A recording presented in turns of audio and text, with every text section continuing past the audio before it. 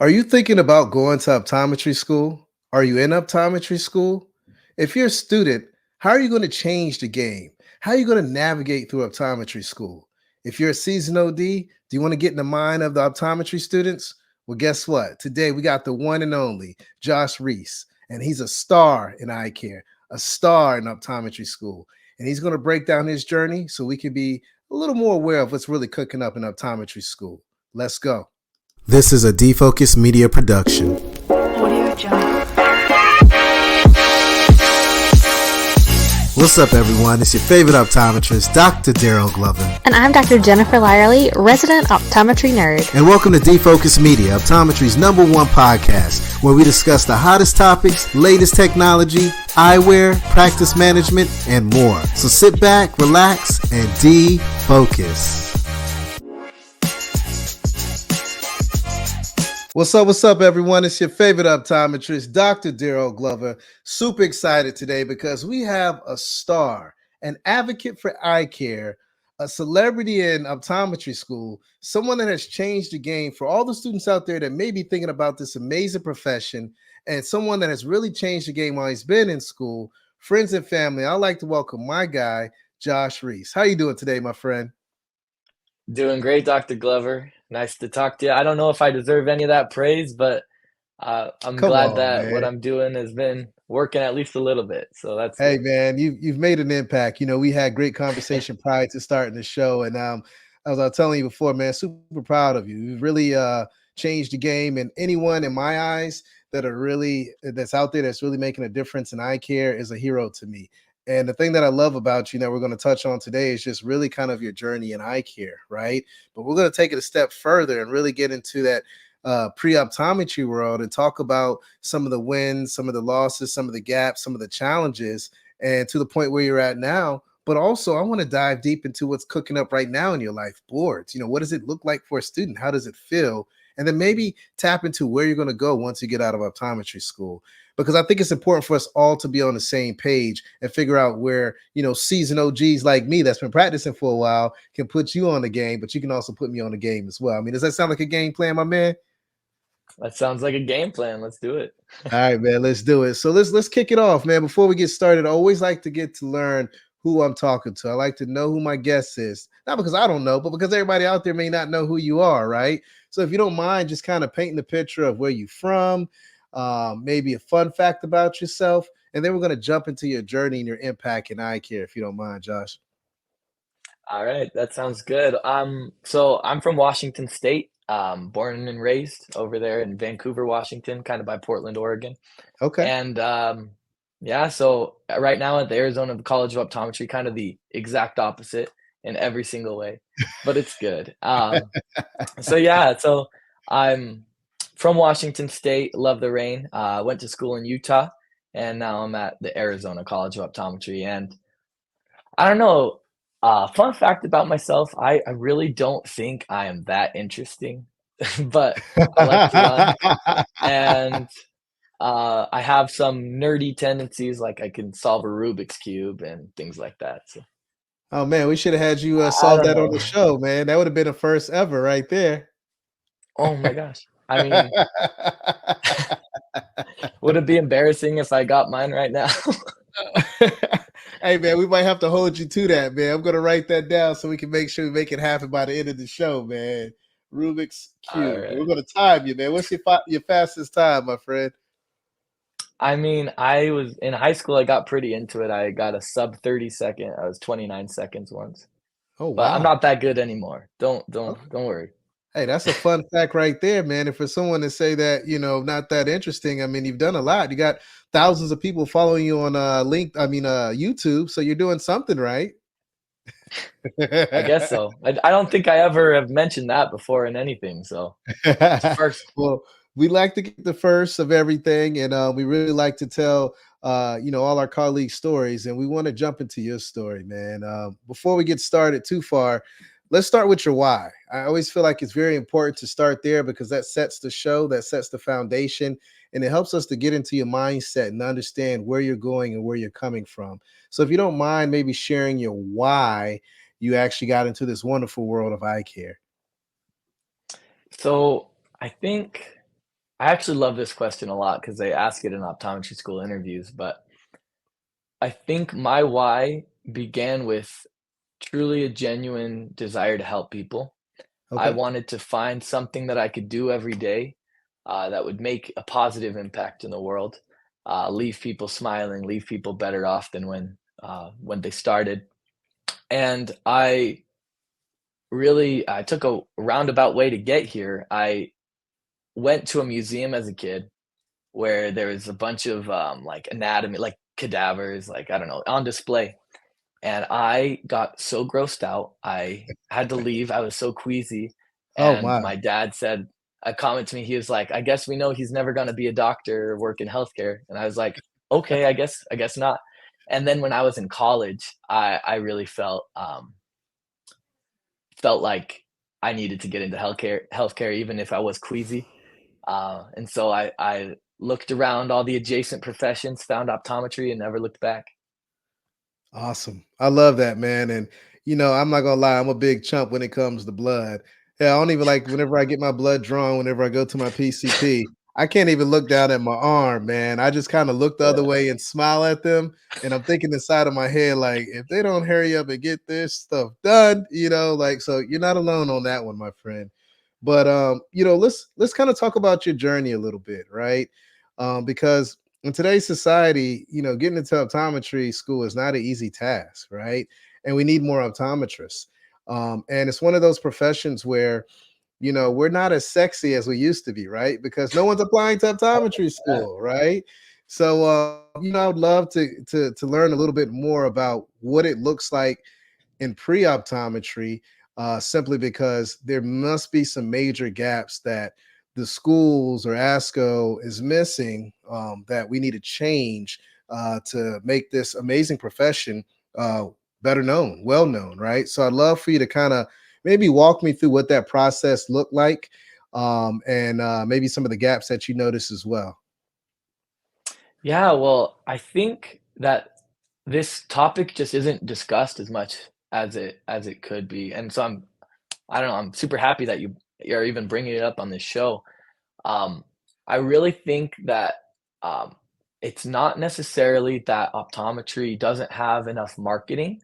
I just think that it's um, once people find it, they need to know how good it is. I think Mm. we talked about like naysayers and that there's a lot of negative attention out there, especially I think people want status, people want to feel cool, people want to feel looked up to in society. And I think there's a lot of even optometrists out there, but other medical professions that tell optometry they're less than other professions or they don't deserve the same recognitions. I know we've been battling to use the term doctor a lot in our profession, and I really think that it just needs a lot more, like you said, friendly faces. It needs a lot more people who are reflecting positive energy and people who are talking good about the profession. So, huge fan of Defocus Media and what you guys do. And I think that, you know, if people, when they stumble upon optometry, can see more people, more peers that they can look up to, I think we'll get a lot more interest and a lot more people will follow through in applying to optometry. I love it. And I love the transparency and the conversation that we have going because it's top of the year, new opportunity. How do we change this profession to, capture the people that may be interested and let them realize that this is an incredible opportunity to change a life, right? I mean, every Hmm. single day we help people see.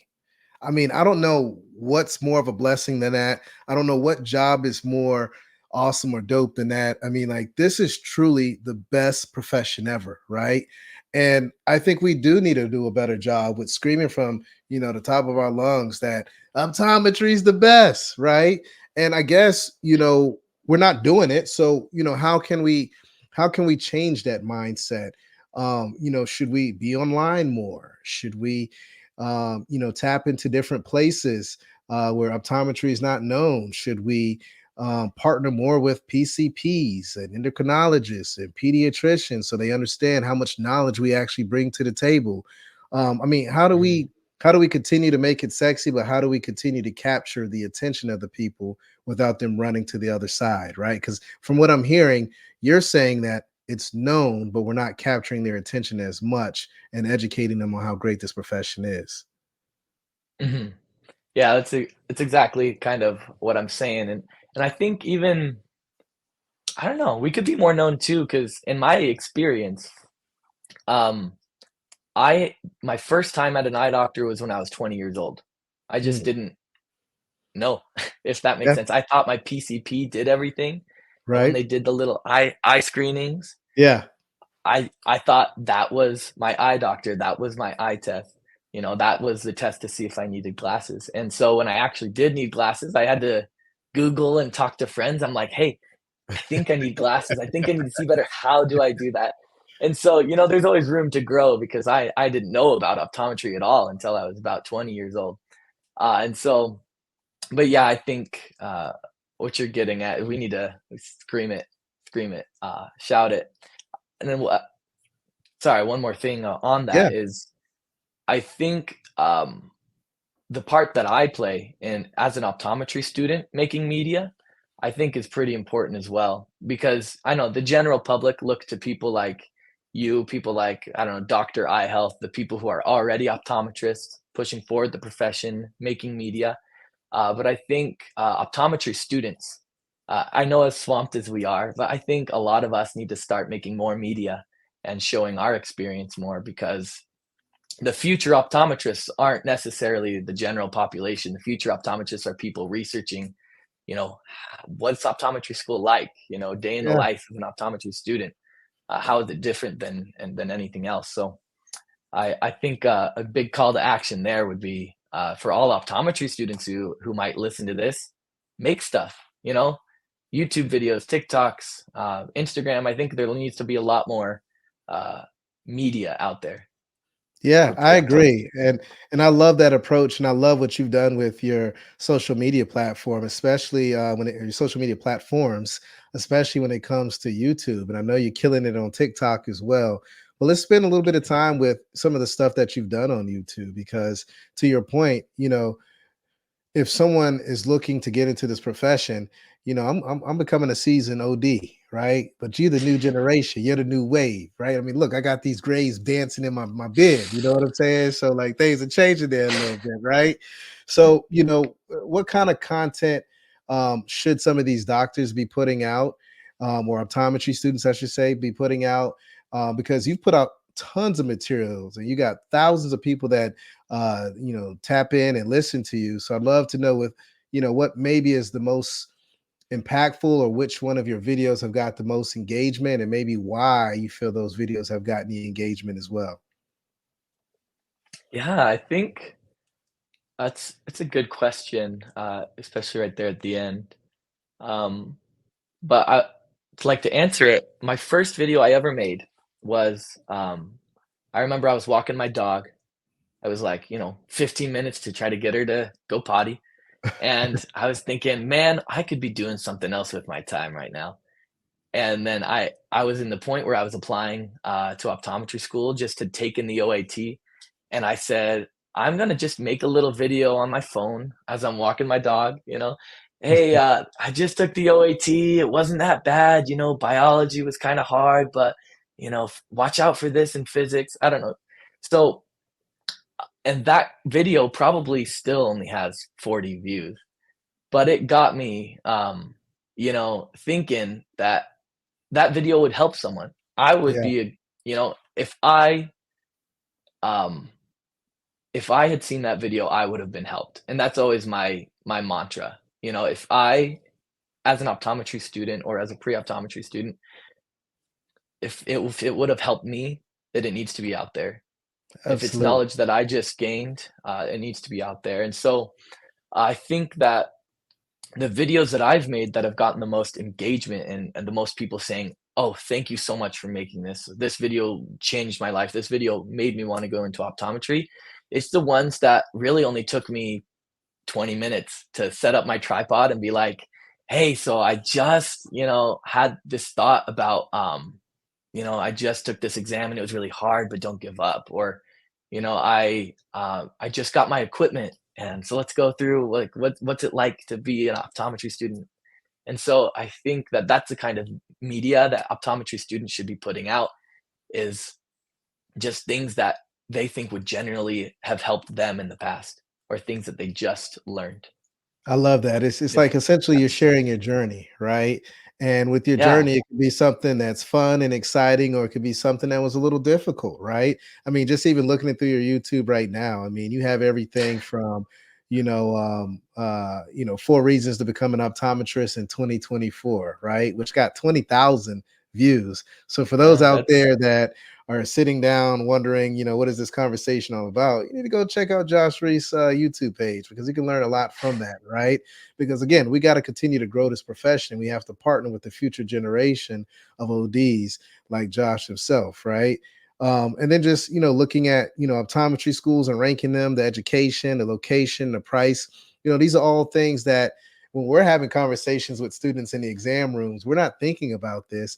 But now we have a resource that we can send these students to be able to watch a video and learn and see someone that looks just like them as well, right? To make that connection even more. Mhm. Because it's one thing, again, coming from a guy with some gray hairs here and there, right? Versus a young, I don't see handsome him, guy I don't like see him. yourself. You need an eye exam, man. Maybe, maybe. But no, I think it's super dope that you're showing you're vulnerable, right? You're showing all sides of who you are as a person, personally and professionally, right? And I think that's a game changer, and that's what's going to be the game changer for us to bring more people into this profession. Now, what I Yeah. what I want to do next is really pivot into optometry school, right? Because I know you're in school and you got a lot of great insight. And I would love to just kind of walk through the different years, because there may be a student or a seasoned OD that's wondering, hey, should my child go to optometry school? What does it look like? What does it feel like when you're in optometry school? So if you don't mind, maybe sharing, starting off with your first year, what does that look like? I think this is great because I've had a lot of expectations, needing to be adjusted as I was in optometry school. And I think the first big lesson I learned, I remember showing up to class and I had paper notes, pencil, and just a laptop, me and my paper and pencil against the world, because it worked in undergrad. Yeah. And so So you're I getting love just, here, right? Everyone's saying your videos oh, helped them a lot dude, when you're applying to school, my man. So just hey, the love is out there. dude, I'm glad someone's seen them. That's crazy. I know sometimes it seems like, 100 views can be like nobody sees it, but that's still 100 people. So Yeah, that's crazy. yeah. But yeah, as far as like first year, I just remember getting to school and everybody had iPads. Everyone was downloading the notes and being able to write on the notes and store them later for when they needed them for boards. And so my first big lesson I learned was preparation goes a long way. I think Okay. people get into optometry sometimes, not every time, everybody. People get into optometry because they think it's easier than being a medical doctor or other professions. But you still need to study hard. You still need to Yeah. know, you're still an optometric physician, with everything Yeah. that comes with the word physician. So you're gonna become a doctor. You're gonna have to learn a lot. So I definitely had to adjust my study strategies. I remember sitting in my first class and thinking, I just went through everything I ever learned in undergrad in 2 hours, and there's still 2 more hours of lecture. And so it was is crazy, but it was good. It was good. So first year, I think definitely learning how to learn and actually how to remember it was the best. I think year two, that was mostly when all of the specific optometry stuff came up. And the biggest lesson I think I learned in my second year of optometry school was that there's a reason you're learning the information.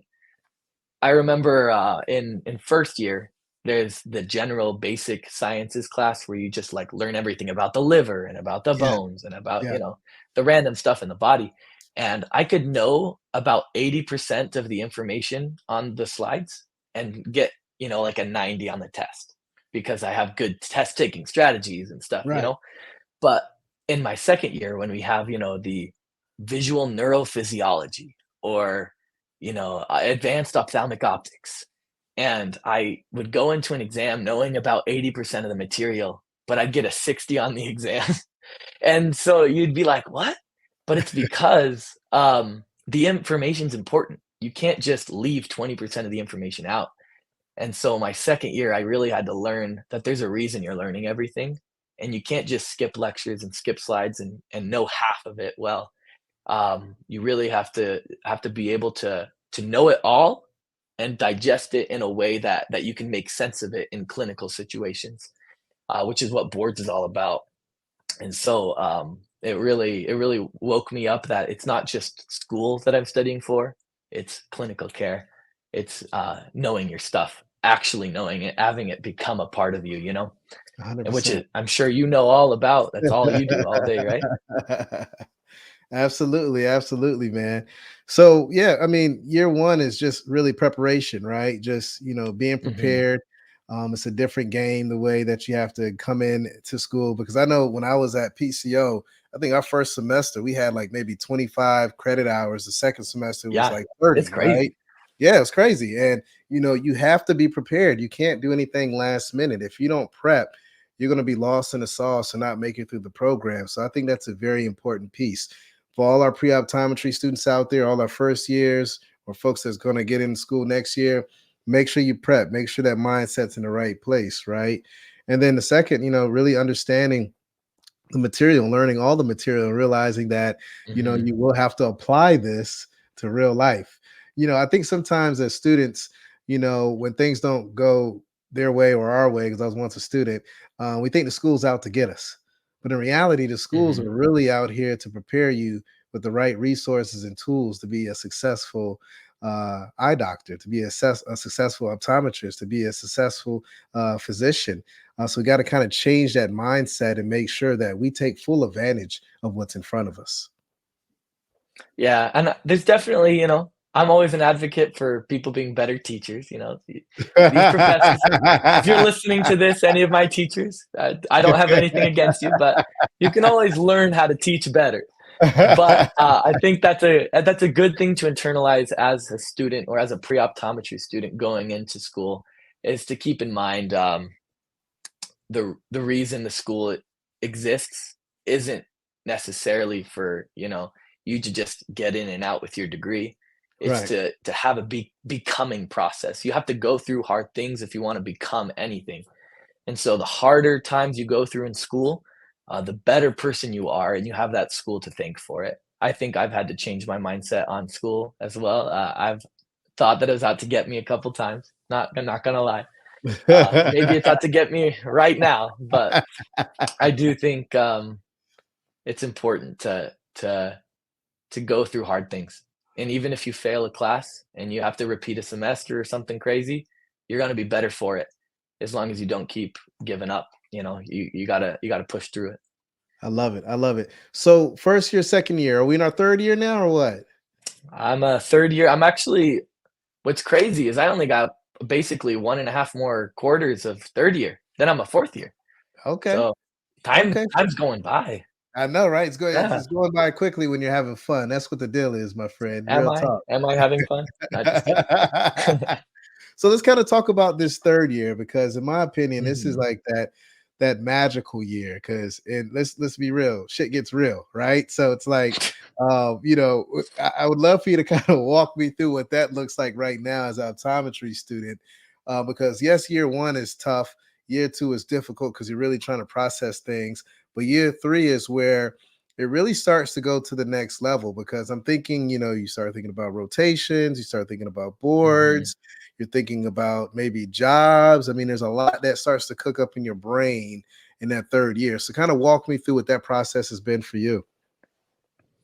Well, I think I could focus a little bit more on the things that are important. I think that, third year, it's interesting because you're used to going so hard in school, but now you're mostly in clinic, Yeah. and the time off you have of clinic, you're expected to be studying for boards, which sometimes, I think it's just free time, just do whatever. But, but it's, I heard a quote once, "When life gets easy, it's when you need to go hard." And I think that's what third year is. Not necessarily, you'll still have classes that are hard in third year, but you really need to go hard for boards. And that's like a weird abstract concept is, boards. But to become an optometrist, you need to prove that you know what you say you know. And so you do need to spend time solidifying knowledge that you gained somewhere in the past, or sometimes not at all. Sometimes you see a study question, you're like, I'd never heard of this before. But I think you really do. Third year is when you need to put your act together and go out with a bang. Really, you gotta pass these boards to become an optometrist. So uh, I don't know. I'm not haven't passed it yet. So I take it in, oh man, 3 months, less than 3 months, but You'll knock it out, it'll be, man. You'll knock it out. And I don't thank you for the confidence, but I'm glad we're talking about boards because boards have been a hot issue. And, we have you on the show being an optometry student. it's true. What do you think is the disconnect with boards? Where are the gaps? Because, this last round of boards that they put out, that first board, a lot of folks didn't pass it. I think there might have been maybe a handful of schools that actually were above that I guess you could say passing mark, right? So I'm curious to know from Yeah. your perspective, what are the gaps that are taking place? Because there may be a dean out there that's listening to this podcast. There may be someone from ASCO that's listening to this podcast that may hear something and have a solution for the problems that may be out there. So if you don't mind sharing maybe what gaps you see that take place. Yeah, definitely, this is something I spent a lot of time thinking about. I think, the first the first disconnect, I think, happens at the top. I remember, I was actually at the optometry's meeting in DC, and I had the opportunity to spend some significant time with someone who was on the board for, the, NBEO, and I was talking to him about this, and he said his main concern for him was that s schools were accepting, in other words, dumber students. That the quality of applicants has gone down, and therefore the quality of optometry students has gone down, and therefore the pass rate has gone down. And I personally disagree with that fundamentally in a deep level. I think that anybody who goes through the kind of rigorous education that these schools have to provide, and I am also a trustee on the board of trustees for the AOSA. Um, and I've met some of the most brilliant people from every school in optometry in Canada and US and Puerto Rico. And I know that we're getting good education, and that I think the biggest thing that we can do is to um, is to I think I don't know how exactly the words I'm looking for, but we need to make sure that we are heard, and I think we're doing a good job of it. Uh, it's not that, optometry every year is getting harder, if you can say that. The scope is expanding, and we're expected to know more.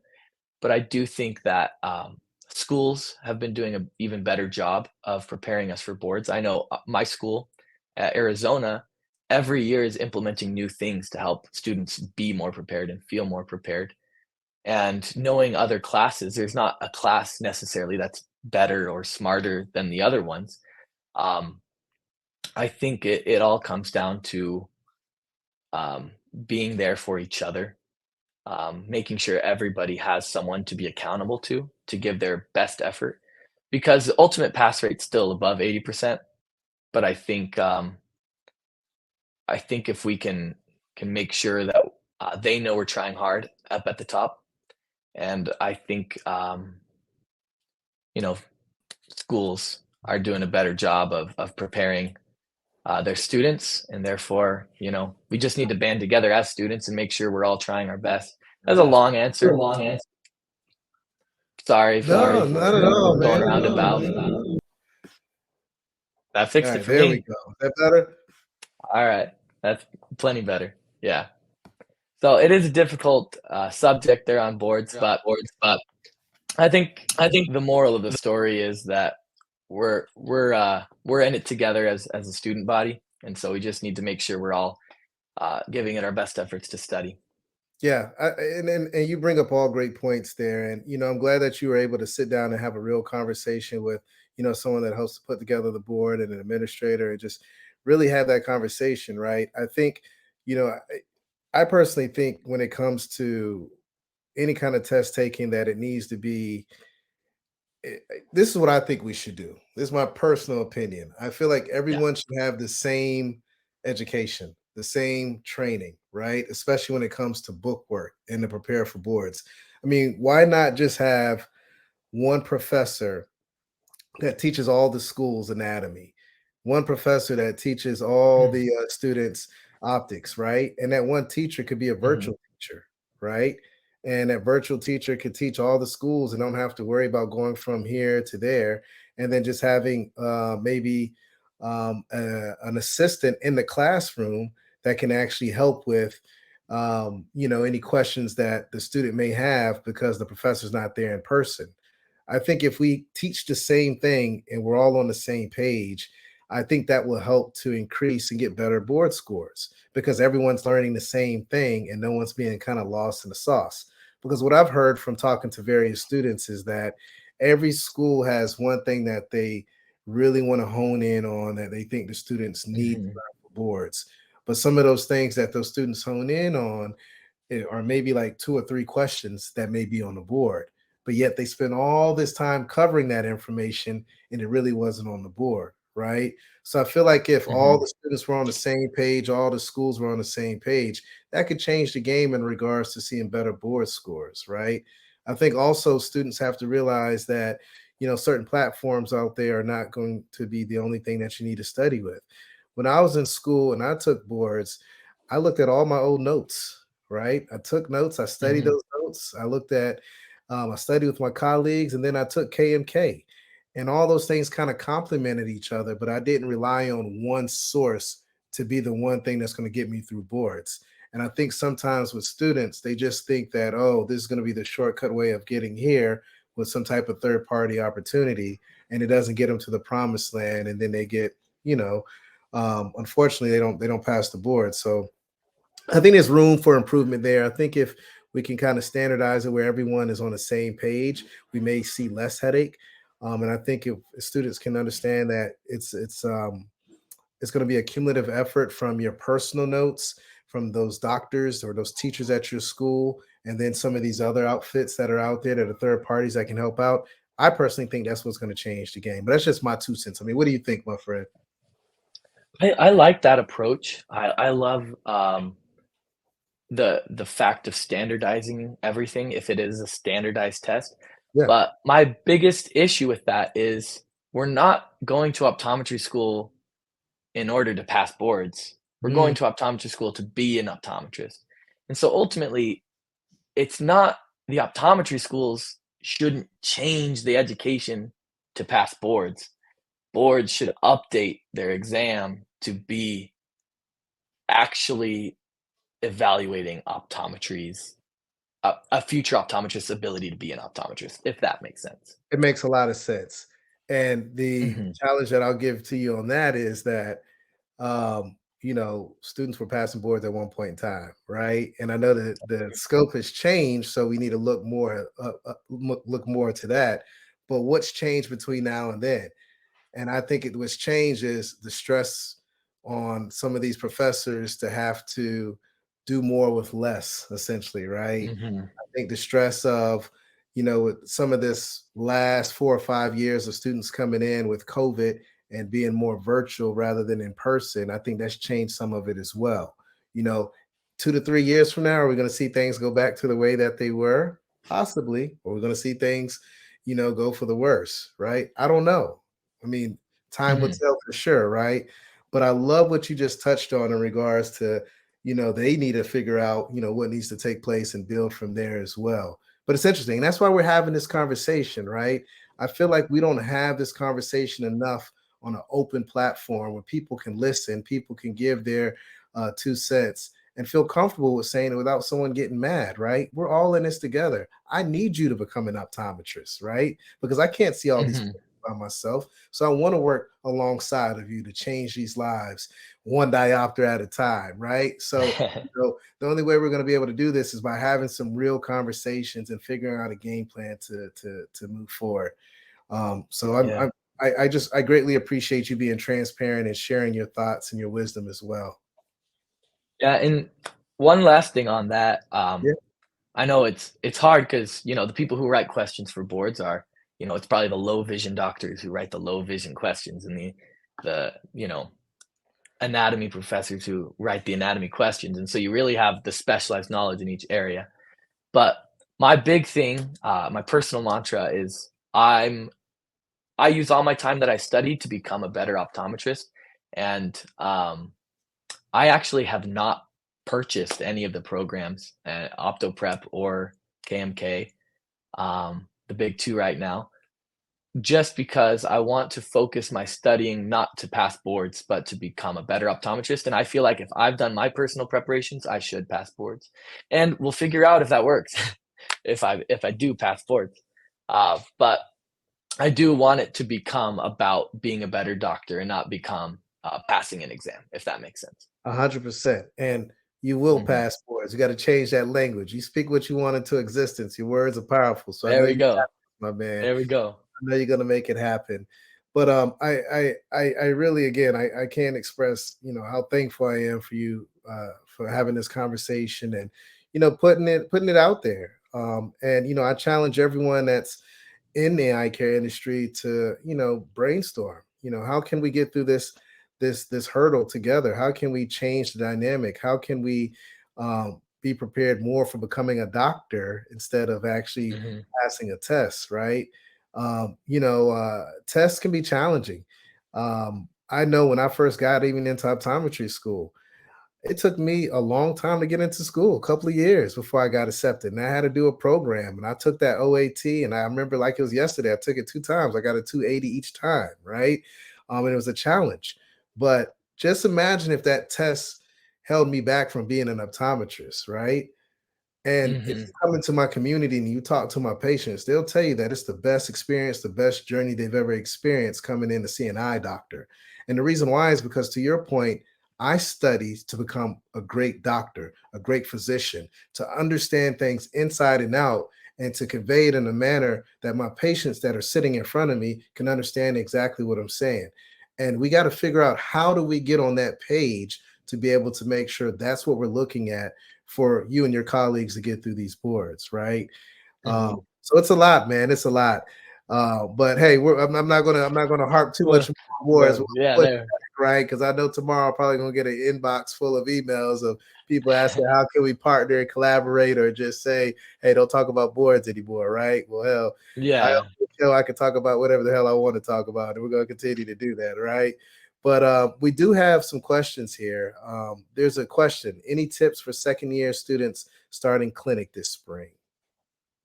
Oh, well, I gotta say, shout out to second year students starting clinic. That means you made it. You made it through the hardest part.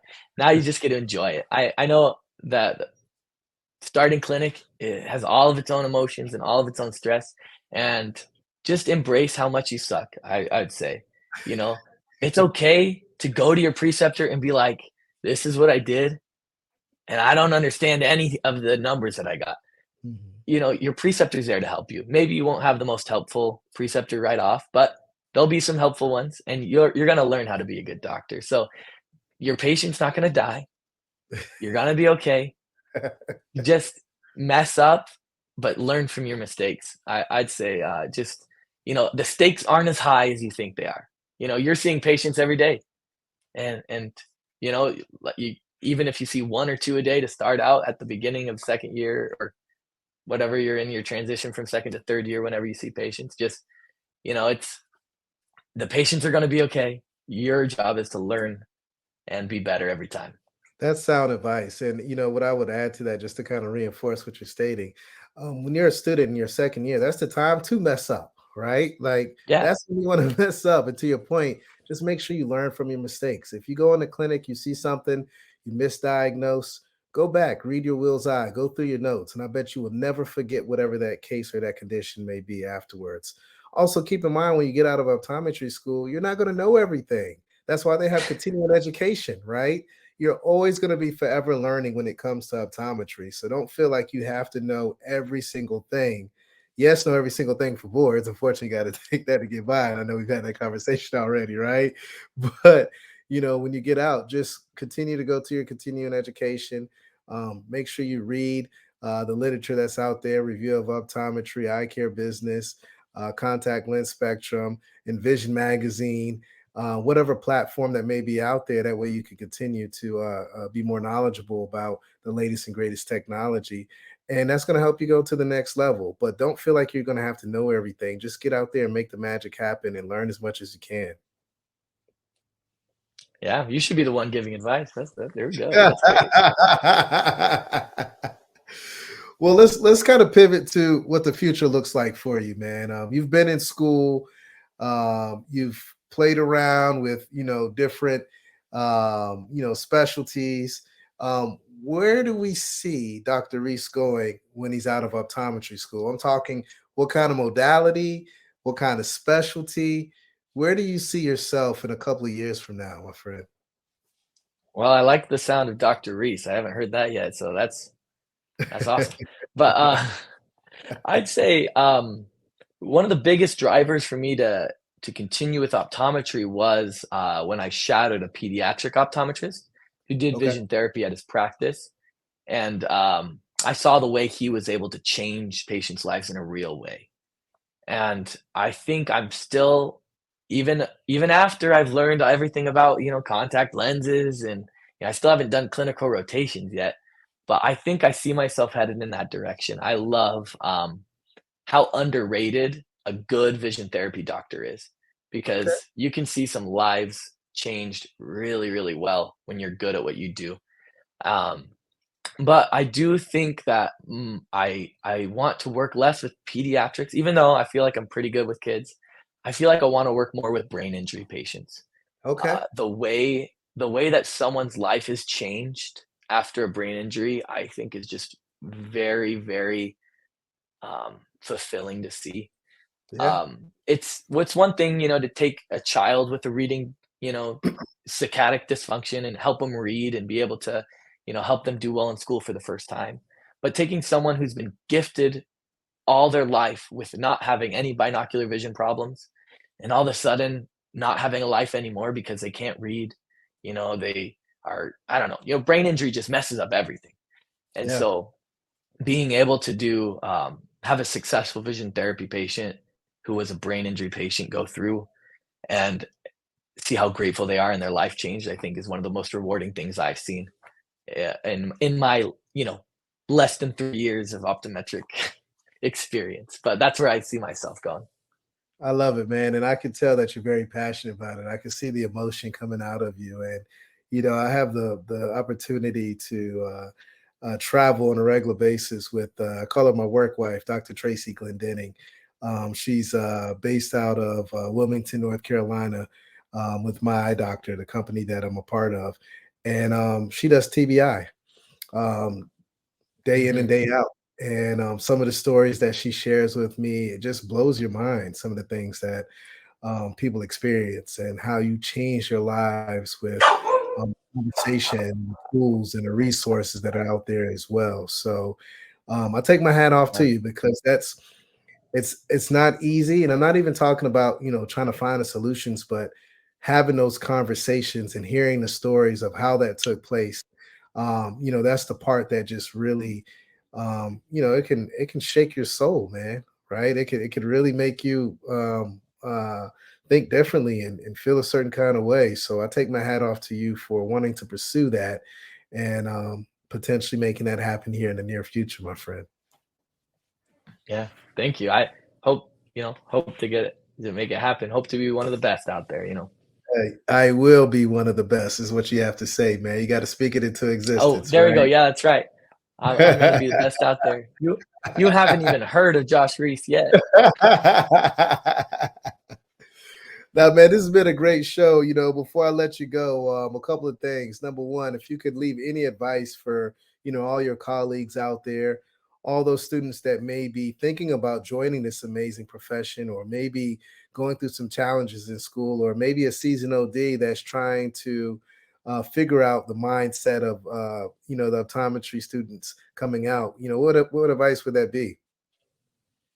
Yeah, I think for pre-optometry students and optometry students out there, my advice would be go check out my YouTube channel because every single advice that I have ever thought of giving, I've given on that channel. So go, look me up and hopefully I have something to say that'll help you there.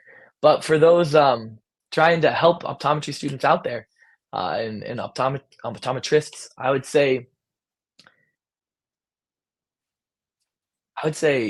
do what you're doing is put out media. Be a positive force in the world because you never know, even if your, post or your video gets seen by 40 people. I was one of those 40 people once. Hmm. People like Dr. Glover out there, Dr. Cifuentes, if you know her, down Yeah, in Miami, she's have killing been people who, killing it. yeah, have been people who they probably don't know how much you impacted my life from the little imperfect things you probably put out. No, yours are perfect. Don't get me wrong. But you know how Man. imperfect the content you put out there is. It's gonna help someone, and you are going to be the person that inspires someone else. And so keep making media. I know there's plenty of optometry influencers out there, but there needs to be more. There needs to be more people who help people. And media is a way that I think you can help people for a long time. It's fantastic advice, man. And everyone listening, you got to tap in. This is Josh Reese. This is the future of eye care here. He's dropping gems. You need to follow him online. If you don't mind, maybe sharing your best contact, whether it's social media, Instagram, TikTok, or YouTube, so people can tap in and learn more about you and your movement and join it as well. Yeah, so my personal phone number not just kidding. So I changed my name to on all social medias to Josh Reese Optometry. So Yeah. just on whatever platform you're on, I try to be on all of them. Just Google or Google, could type into the search bar Josh Reese Optometry, and I should show up. But yeah, YouTube is what I do most of my stuff on most of my videos. So I try to mix in funny stuff with serious stuff on like TikTok. So if you're not into just like dumb humor, probably don't follow me on TikTok. But yeah, that's good. Awesome, man. Well, Josh, it's been fantastic, man. I can't wait to see you again at the next conference so we can hang out, talk shop. But again, thank you for everything that you've done for optometry, man. Continue the great work. And for all the students out there that are listening, know that your colleagues are there for you. You have a resource. So make sure that you guys leverage each other, but most importantly, make sure that you pay it forward. And Josh, you have done an incredible job with doing that. And I can't wait to see where you are 5, 10 years from now in optometry, because I know you're going to change the game. So continue the great work, my friend. Yeah, thank you for your faith in me, and I hope to inspire more people in the future. All Thank you. right. Well, thanks for tuning in, everyone. It's your favorite optometrist, Dr. Daryl Glover. Stay healthy, stay positive, and stay blessed. And until next time, peace. All right, colleagues, and it's a wrap. Thank you dearly for hanging out with the Defocus Media team. We hope truly something resonated with you. And until next time, be sure to keep it 2020, and we look forward to seeing you on the next episode.